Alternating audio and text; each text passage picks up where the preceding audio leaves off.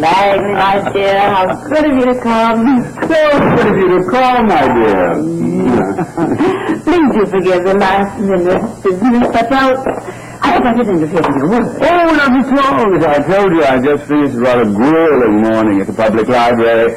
I was ready for a little rest and relaxation, and how better than in your lovely company. Sweet of you to say so. Oh, thank you. Would you call a bit of sherry before lunch? Oh, I'd be delighted. May I? Oh, please do. Right. You may as well know, my dear, that in coming here you have saved me from a fate worse than death. Oh, my. What could that be? Well, my granddaughter-in-law is trying to get me to go out in the country on a house hunting expedition with her. Ah, and so my visit has provided you with an out. Not that that was the only reason for my requesting the pleasure of your company. However, if she should happen to drop by, she will see that I did indeed have a luncheon engagement. Well, I never did think that I would be indebted to your granddaughter-in-law, but I'm glad I am. Oh. Cheers, my dear. Votre santé. Langley. Donna is so unsuited to be a member of this family. Now, I just wish Chuck would write this marriage off as a horrible mistake. Well, she isn't a ghost. Oh, you put it very kindly, my dear. Actually, she's intolerable. Well, my dear, you may take heart in being spared another undesirable daughter-in-law in your family when I tell you the news. You're speaking of Kelly Cole. She was indicted by the grand jury this morning for the murder of Eddie Dorrance. It is at last a fait accompli. I heard it on the car radio coming over here. Oh, my dear, it is such a relief. At long last to be out from under that cloud of suspicion. And now the sun is shining through again, and we shall be able to go ahead with our plans, dear Phoebe. Oh, and there is such a heavenly future before us. With the one and only woman whom I have ever truly loved by my side. Oh, my dearest Phoebe.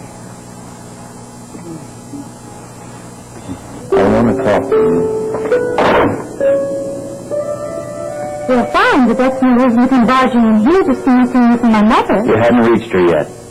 Well, I had just finished dialing. What's the matter with you? Oh, there's plenty the matter with me.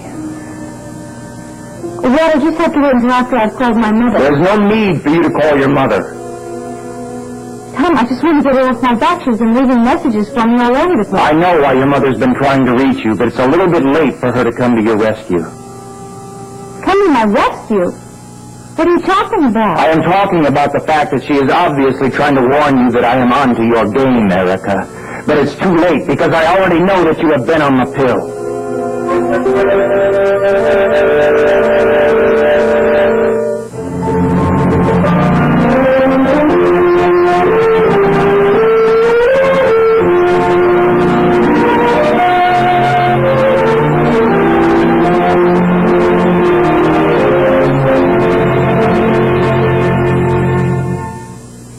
It was obvious from the beginning, Langley, that Kelly Cole person had to be the murderer.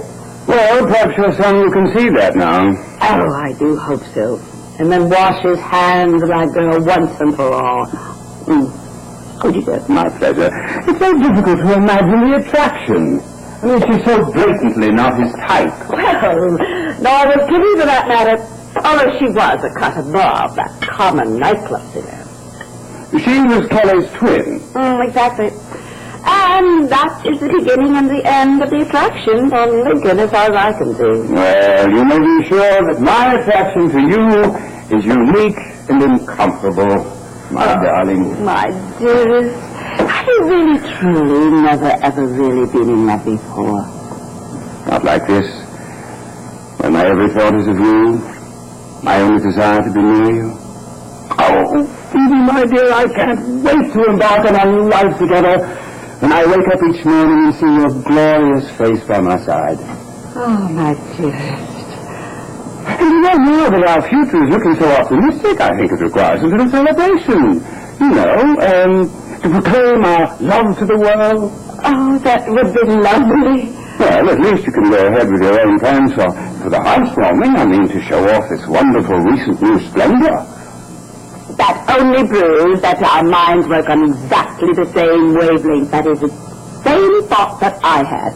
Have you really? Yes, I even talked to Claudette about it, and she's agreed she's going to cater it from the chateau. Now, that's a smart idea. She's a lady with excellent good taste. Indeed she is.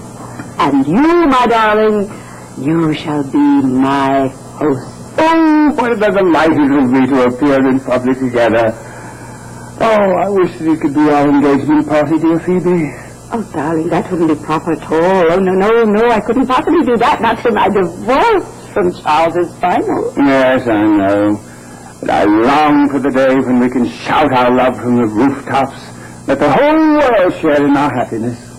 Oh, Langley, that is such a sweet thing to say. You know, darling, I would love nothing better than to announce our engagement at the housewarming, but we have to remember there are all those petty minds out there. They're so ready to pounce on any kind of gossip. Yes, I know. We must be careful not to encourage anything of that sort, even though we know that it's sheer jealousy that inspires it. Exactly. Oh, my dear, that reminds me. Speaking of petty minds, there is someone who is making the most outlandish allegations in regard to you. Really? And what could that be? And by whom? Well, the whom is that dreadful Myrtle Fargate person. Myrtle Fargate? Yes, you know, the Kelly's roommate or surrogate mother, whatever she calls herself. Well, what kind of allegation has she made? Oh, well, it's just too ridiculous for words, but she claims, she, of all people, that she has known you somewhere in your past. Oh, well. Tom, why did you ever hear something like that? It isn't true? I'm asking you where you heard that. Erica, I am not a total fool. I knew something was wrong. Oh, I see. So you jumped immediately to that conclusion. I happened to run into Dr. Crater this morning at the hospital. He told you that? Are you going to listen or are you going to interrupt? Well, so what did Dr. Crater say? Dr. Crater was very surprised when I told him how disappointed we were that you hadn't been able to conceive yet. And when I questioned him, he became evasive and eventually made excuses to leave. Well, what does that prove? Let me finish. It's not what he said so much that bothered me, but a strange reaction to my questions. So I went to see your mother. My mother? And your brother Mark happened to be in her office. So I asked the two of them. I asked them if they knew of any reason why you couldn't get pregnant. And their reaction was even stranger than Dr. Claytor's. And that's when I began to suspect the truth. How dare you talk about our personal lives to my mother and my brother? And how dare they interfere in something that is none of their business? They did not interfere. Far from it. They did everything they could to protect you. Protect me? I haven't done anything. Then you tell me why you haven't gotten pregnant. Well, that doesn't mean that I don't want to. Then why did your brother tell me to ask you that question? All asking you to take his word over mine. I am asking you a question. Are you taking birth control pills or are you not? Well, I am not going to defend against the